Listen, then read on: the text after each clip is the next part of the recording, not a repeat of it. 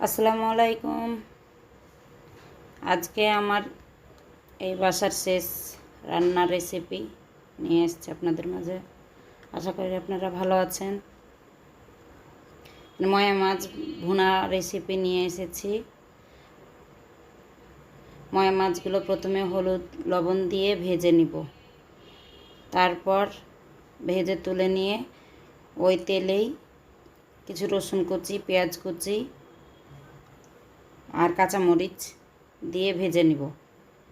এখানে কোনো হলুদ বা মরিচের গুঁড়ো ব্যবহার করব না, যা হলুদ আর লবণ দিয়ে মাছটা ভেজে নিয়েছি তাই। এখানে অল্প পরিমাণ একটু লবণ দিব,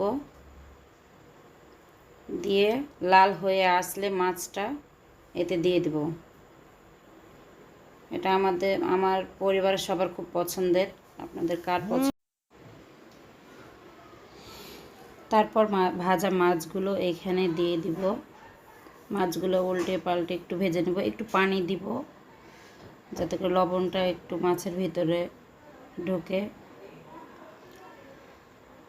দিয়ে পানিটা শুকাই গেলেই আমি নামিয়ে নিব মোয়া মাছ ভুনা। আমার ভিডিওগুলো যদি আপনাদের ভালো লেগে থাকে তাহলে অবশ্যই লাইক, কমেন্ট এবং শেয়ার করে দিবেন।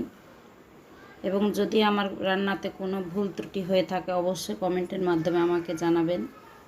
আর নতুন কোনো রেসিপি যদি পেতে চান সেটাও কমেন্টে জানাবেন। ইনশাল্লাহ আপনাদের মাঝে আমি হাজির হব। দেখুন কত সুন্দর হয়েছে মোয়া মাছ ভাজাগুলো, আসলে খেতেও অনেক সুন্দর হয়েছে। গরমে এগুলো খাওয়া উচিত নয়, তারপরও ডাল রান্না করেছিলাম তাই করেছি। আজ এ পর্যন্ত।